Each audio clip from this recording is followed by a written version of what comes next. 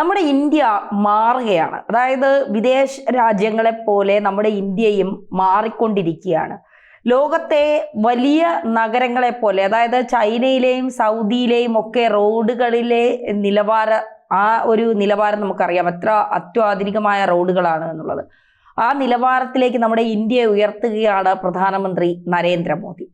കഴിഞ്ഞ ദിവസം പ്രധാനമന്ത്രി നരേന്ദ്രമോദി ഉദ്ഘാടനം ചെയ്ത ലോകോത്തര ഹൈവേയെ കുറിച്ചാണ് ഈ പറഞ്ഞു വരുന്നത്. നമുക്കറിയാം നമ്മുടെ രാജ്യം എങ്ങനെയാണ് മാറിക്കൊണ്ടിരിക്കുന്നത്, ഏതൊക്കെ തരത്തിലാണ് മാറിക്കൊണ്ടിരിക്കുന്നത്. 2014 ശേഷം NDA സർക്കാർ അധികാരത്തിൽ വന്നതിന് ശേഷം രാജ്യത്ത് വന്ന മാറ്റങ്ങൾ എന്തൊക്കെയാണ്, രാജ്യം എങ്ങനെയാണ് മാറുന്നത്. ഈ ചെങ്കോട്ടയിലെ പ്രസംഗത്തിൽ നരേന്ദ്രമോദി പറഞ്ഞത് നമുക്ക് സ്വന്തമായ ഒരു സോഷ്യൽ മീഡിയ പ്ലാറ്റ്ഫോം വേണം. അതായത് അമേരിക്കയുടെ ഫേസ്ബുക്ക്, ഇൻസ്റ്റഗ്രാം, ട്വിറ്റർ പോലെയുള്ള സോഷ്യൽ മീഡിയ പ്ലാറ്റ്ഫോമുകൾ എന്തെങ്കിലും അവർക്ക് വേണ്ട എന്ന് അവർ വച്ചാൽ നമ്മുടെ കാര്യങ്ങൾ അല്ലെങ്കിൽ നമുക്ക് ചെയ്യേണ്ട കാര്യങ്ങൾ നമ്മൾ ഏത് സോഷ്യൽ മീഡിയ പ്ലാറ്റ്ഫോമിലൂടെയാണ് ചെയ്യാൻ പോകുന്നത്. അപ്പോൾ സ്വന്തമായി നമുക്കൊരു സോഷ്യൽ മീഡിയ പ്ലാറ്റ്ഫോം വേണം. അതിനുവേണ്ടി നമ്മുടെ ബുദ്ധിയുള്ള യുവാക്കൾ മുഴുവൻ ഒരുമിച്ച് ചേരണം. നമ്മുടെ ചെറുപ്പക്കാർക്ക് അതിന് കഴിയുമെന്ന് നരേന്ദ്രമോദി പറയുമ്പോൾ ഇന്ത്യ വളരുകയാണ്, വളർന്നുകൊണ്ടിരിക്കുകയാണ്. അതിൽ പലർക്കും അസൂയയുണ്ട്, പലരും അതിൽ ഞെട്ടിത്തരിക്കുന്നുണ്ട്. ഇപ്പൊ അമേരിക്കൻ പ്രസിഡന്റ് ട്രംപ് അടക്കം അതിൽ ഞെട്ടുന്നുണ്ട് ഇന്ത്യയുടെ വളർച്ച കണ്ടിട്ട് എന്നുള്ളതാണ്. ഇപ്പോൾ ഒരുപാട് ഈ കണക്ടിവിറ്റികൾ, റോഡുമായി ബന്ധപ്പെട്ട ഒരുപാട് കണക്ടിവിറ്റികൾ ബന്ധിപ്പിക്കുന്ന തരത്തിലുള്ള അത്യാധുനിക റോഡുകളാണ് നരേന്ദ്രമോദിയുടെ പ്രൊജക്റ്റിൽ അല്ലെങ്കിൽ NDA സർക്കാരുടെ പ്രൊജക്റ്റിൽ വന്നുകൊണ്ടിരിക്കുന്നത് എന്നുള്ളതാണ്. ഇപ്പോൾ 10 വർഷം മുൻപ് നമ്മുടെ രാജ്യം ഉണ്ടായിരുന്ന തരത്തിലേക്കല്ല ഇപ്പോൾ നമ്മൾ മാറിക്കൊണ്ടിരിക്കുന്നത്. നമുക്ക് റോഡുകളുടെ വികസനമുണ്ട്, റെയിൽവേയുടെ വികസനമുണ്ട്, ജലമാർഗത്തിലൂടെ ആയാലും കടൽ മാർഗത്തിലൂടെ ആയാലും ഒക്കെയുള്ള വികസനങ്ങൾ നമുക്ക് പറഞ്ഞറിയിക്കാൻ കഴിയാത്ത തരത്തിലേക്കാണ്. ഇപ്പോൾ നിങ്ങൾ ഈ കാണുന്ന ചിത്രങ്ങളൊക്കെ ദ്വാരക എക്സ്പ്രസ് വേയുടെ ചിത്രങ്ങളും വീഡിയോകളുമാണ് നിങ്ങൾ ഈ കണ്ടുകൊണ്ടിരിക്കുന്നത്. അതായത് കഴിഞ്ഞ ദിവസം പ്രധാനമന്ത്രി ഉദ്ഘാടനം ചെയ്ത ദ്വാരക എക്സ്പ്രസ് വേ നമ്മൾ ഈ ചൈനയിലും സൗദി അറേബ്യയിലും അമേരിക്കയിലും ന്യൂയോർക്കിലും ഒക്കെ കാണുന്ന റോഡുകളുടെ അതേ രീതിയിൽ ചെയ്തിരിക്കുന്ന ഗതാഗത കുരുക്കുകളില്ലാതെ, ട്രാഫിക്കുകളില്ലാതെ അത്യാധുനികമായ മികച്ച രീതിയിൽ ചെയ്തിരിക്കുന്ന ഒരു റോഡിന്റെ അല്ലെങ്കിൽ ഒരു പ്രൊജക്റ്റിന്റെ ഭാഗമാണ് നമ്മൾ ഈ കണ്ടുകൊണ്ടിരിക്കുന്നത് എന്നുള്ളതാണ്.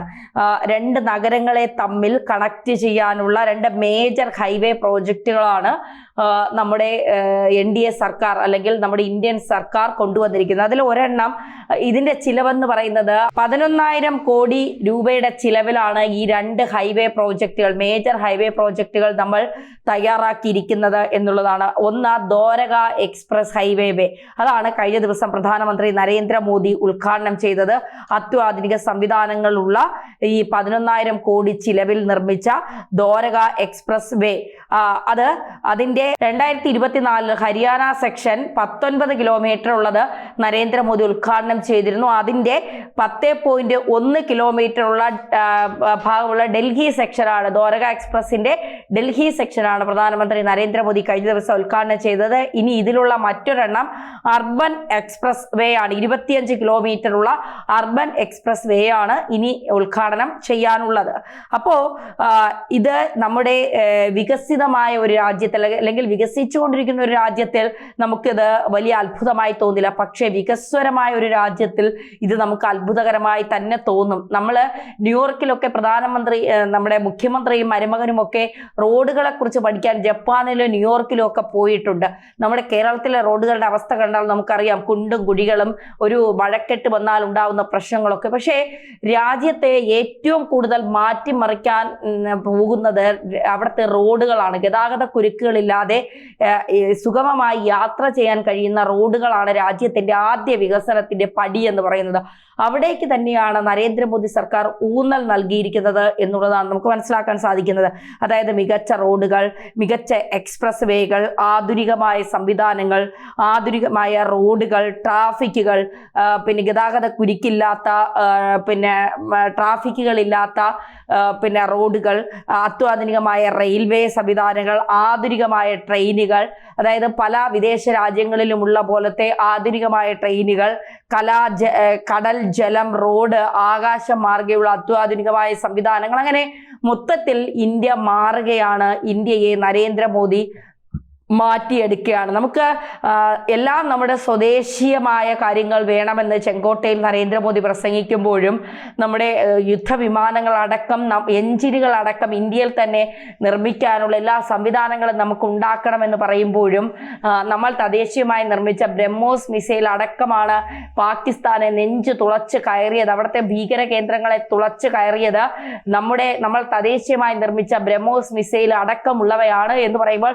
സ്വാഭാവികമായും ഇന്ത്യക്കുണ്ടാകുന്ന അഭിമാനം, ഇവിടെയാണ് ഇന്ത്യയുടെ ശത്രു രാജ്യങ്ങൾക്ക് മുൻപേ പോലും ഇന്ത്യ തല ഉയർത്തി നിൽക്കാനുള്ള കാര്യം. ഇപ്പോൾ റഷ്യ ആയാലും ചൈന ആയാലും ഒക്കെ ഇന്ത്യക്കൊപ്പം ചേർന്ന് നിന്നുകൊണ്ട് പിന്നെ കൂടുതൽ കാര്യങ്ങൾ ചെയ്യണമെന്ന് പറയുന്നതും ഇന്ത്യ അത്രത്തോളം വളരുന്നു എന്നതുകൊണ്ടാണ്. നമ്മൾ കോടികൾ ചിലവഴിച്ച് പല പദ്ധതികളും തയ്യാറാക്കുന്നു, അത് അതിന്റെ കൃത്യസമയത്ത് പൂർത്തിയാക്കുന്നു.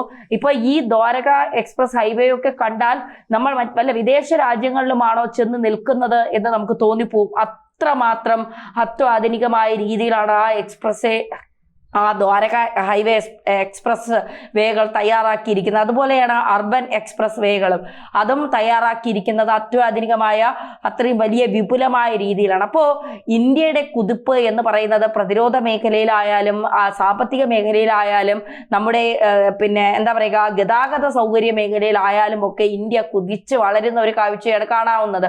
നമുക്ക് നമ്മുടേതായ ചില കുറവുകളുണ്ട്, ഇല്ല എന്ന് പറയുന്നില്ല, പക്ഷെ അതിനെയൊക്കെ മറികടക്കുന്ന തരത്തിലേക്ക് നരേന്ദ്രമോദി സർക്കാർ ഇത്തരത്തിൽ, കാരണം ഇന്ത്യ തന്നെ ഞെട്ടിപ്പോവുകയാണ്. ഇത് നമ്മുടെ രാജ്യം തന്നെയാണോ, നമ്മുടെ രാജ്യം ഇത്രത്തോളം വളർന്ന് വലുതായിക്കൊണ്ടിരിക്കുകയാണോ എന്നൊക്കെയുള്ള തലത്തിൽ. കാരണം പാകിസ്ഥാനെ സംബന്ധിച്ച് ഭീകരതയെ മാത്രം വളർത്തി വലുതാക്കുന്ന ഒരു രാജ്യമാണ്, മതഭ്രാന്ത് പിടിച്ച ഒരു രാജ്യമാണ്. ആ രാജ്യത്ത് സൗകര്യങ്ങൾ എത്രത്തോളം ഉണ്ട് എന്നുള്ളത് നമുക്ക് നന്നായിട്ടറിയാം. ജനങ്ങൾ പട്ടിണിയിലാണ്.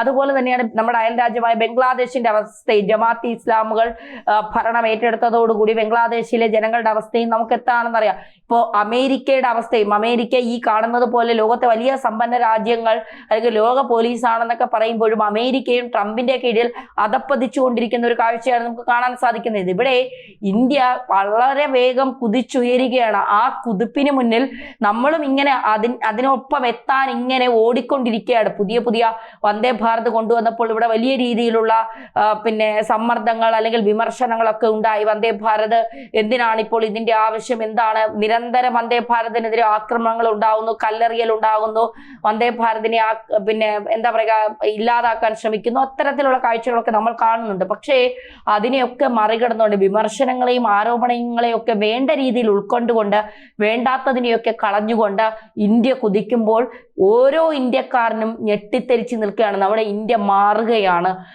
ഈ വലിയ തരത്തിലുള്ള മാറ്റങ്ങളിലേക്ക് ഇന്ത്യ കടക്കുകയാണ് എന്ന് പറയാതിരിക്കാൻ കഴിയില്ല.